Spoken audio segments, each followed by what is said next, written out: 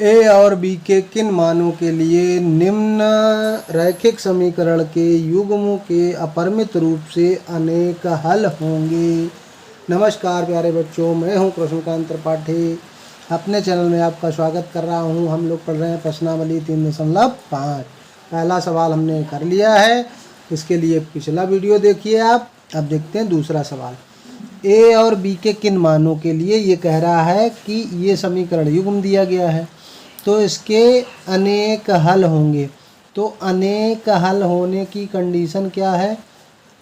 अपरिमित रूप से अनेक हल या अनंत हल, अनेक हल होंगे यदि, उसके लिए कंडीशन हम लोग जानते हैं कि A1/A2 बराबर हो B1/B2 बराबर हो C1/C2। ये बात हो तब अनंत हल होते हैं किसी समीकरण युग्म के। तो A1 का मान कितना है? 2/A2 का मान A माइनस B। B1 का मान कितना है? 3। B2 का मान A प्लस B। C1 का मान 7 और C2 का मान 3A प्लस B माइनस 2। यानी कि ये हमने लिख लिया। अब इससे हमको समीकरण बनाने हैं, पहला और तीसरा।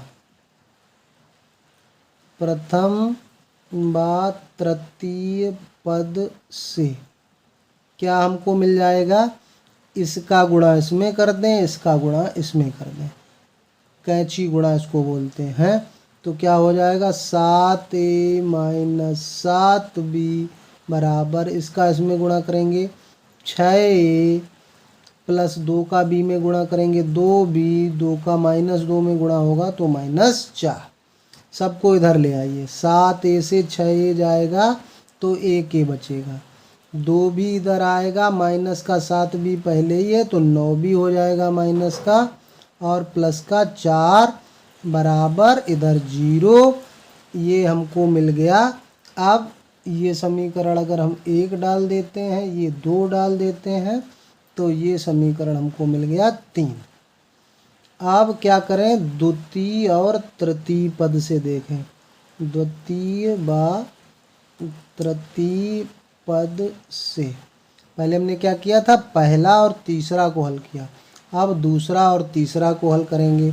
तो इसमें क्या करना है? इसका गुणा कर देना है। 3 तिया 9A प्लस 3B, और 2 में गुणा करेंगे तो -6, और 7 का इधर गुणा हो जाएगा 7A प्लस 7B। अब देखो 7A इधर लाओ तो प्लस के है उधर 7A, अब इधर आएंगे तो माइनस के। 9A से 7A घट जाएंगे तो कितना बचेगा? हमारा बच जाएगा 2A। 9A से 7A घटा दिया।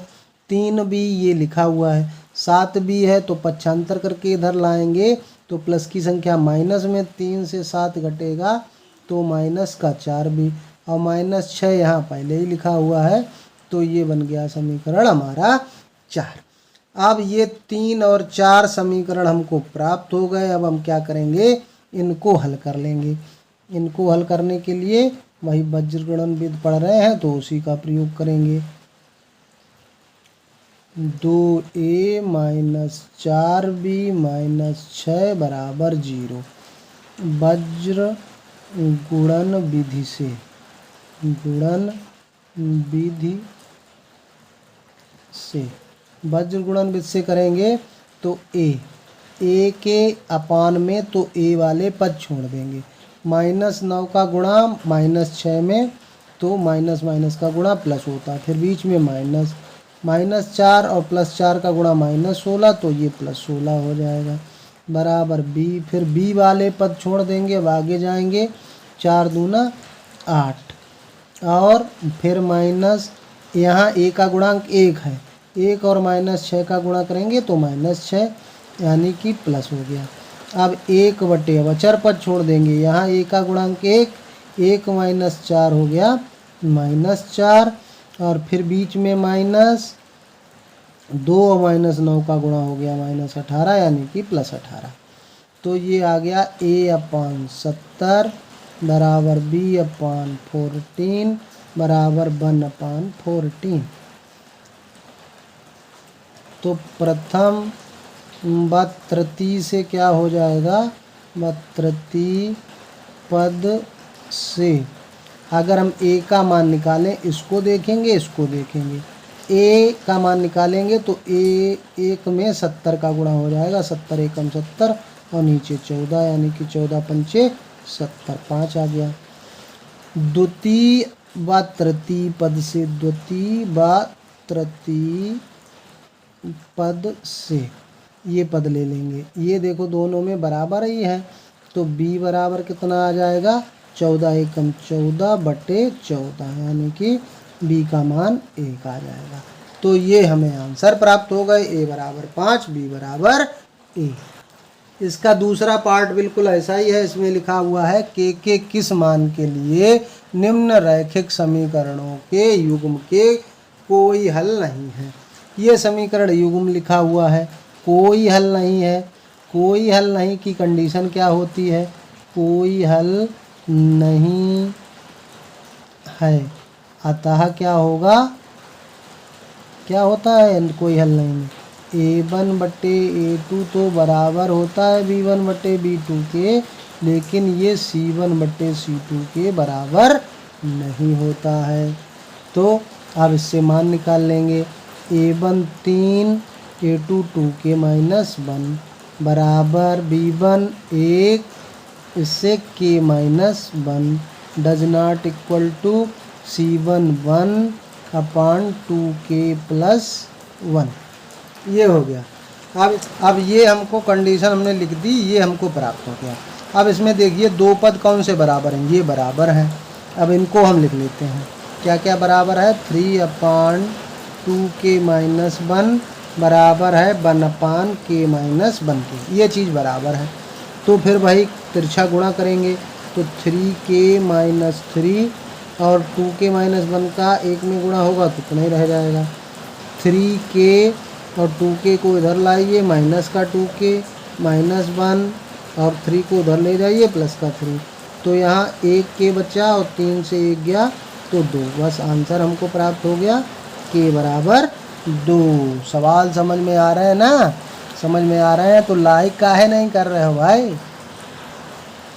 तीसरा सवाल हमारा है, निम्न रैखिक समीकरणों के युग्म को प्रतिस्थापन एवं वज्र गुणन विधियों से हल कीजिए, किस विधि को आप अधिक उपयुक्त मानते हैं।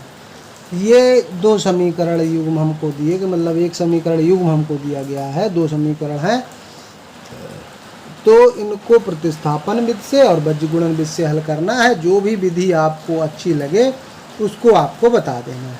तो प्रतिस्थापन माने बता चुके हैं, प्रतिस्थापन विधि कई बार हम लोग कर चुके हैं कि एक चर की जगह दूसरे की स्थापना करनी होती है।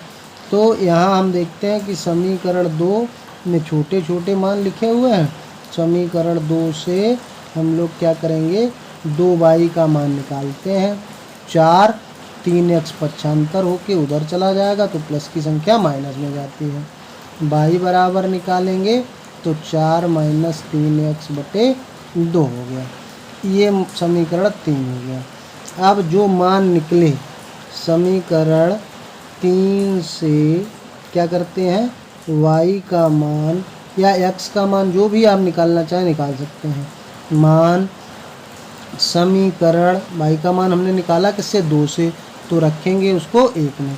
समीकरण 1 में रखने पर समीकरण 1 में रख दीजिए, तो यहाँ पे 8x है, फिर 5y है, y की जगह लिखेंगे 4 - 3x बटे 2 बराबर 9।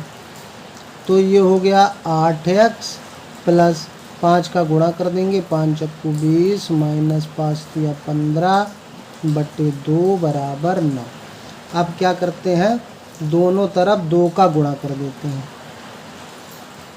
दोनों तरफ 2 से गुणा, या एलसीएम ले लीजिए, एक ही बात है। गुणा करने पर 2 से गुणा करेंगे 8, दोनों तरफ 2 से गुणा करने पर, इसमें इस समीकरण में, तो 8 दूनी 16 हो गया, 20 माइनस 15x वैसे ही आ जाएगा क्योंकि ये नीचे 2 लिखा हुआ है, कैंसिल हो जाएगा। 9 का दूना 18 होता है। x 16 में से 15x चला गया, 1x बचा। 18 अपनी जगह पे लिखे हुए हैं, 20 को उधर ले गए तो माइनस हो गए, तो 18 से 20 गया, -2 बच गया। x का मान अब हमने जो समीकरण 3 y के मान के लिए निकाला था वहाँ पे हम x का मान रख लेंगे। तो x का मान रखेंगे तो 4 माइनस 3 फिर x है, x की जगह -2 मान आया और बटे में 2 है, तो माइनस माइनस का गुणा प्लस हो गया। 6 4 10, 2 से भाग करेंगे तो 5। तो इस विधि से हमारा उत्तर आया x बराबर -2 और y बराबर 5। ये हमारा आंसर आ गया। अब हम इनको वज्र गुणन विधि से हल करेंगे। वज्र गुणन विधि से क्या होगा, x अपान जब करेंगे तो x का गुणांक छोड़ेंगे, y वाले गुणांक का अचर पद में गुणा 20 माइनस 9 दूने 18 बराबर y के गुणांक में जब करेंगे तो y का पद छोड़ेंगे। अब उसके आगे देखो 9 है तो 9 तिया 27 माइनस 8 चक्को 32 बराबर में जब अचर पद हो तो -1 यहाँ लिख लेना और अचर पद को छोड़ के 8 दूनी 16 और 3 15 ये हो गया। अब 20 से 18 गया तो बच गया 2, 27 से 32 गया तो बचा -5 बराबर -1/1। प्रथम व तृतीय पद से क्या हो जाएगा, क्या प्राप्त होगा हमको, x/2 बराबर -1/1 मतलब -1 और x का मान निकालेंगे तो भाग वाली संख्या कहाँ जाती, गुणे में 2 एकम 2। द्वितीय व तृतीय से निकालेंगे, द्वितीय व तृतीय पद से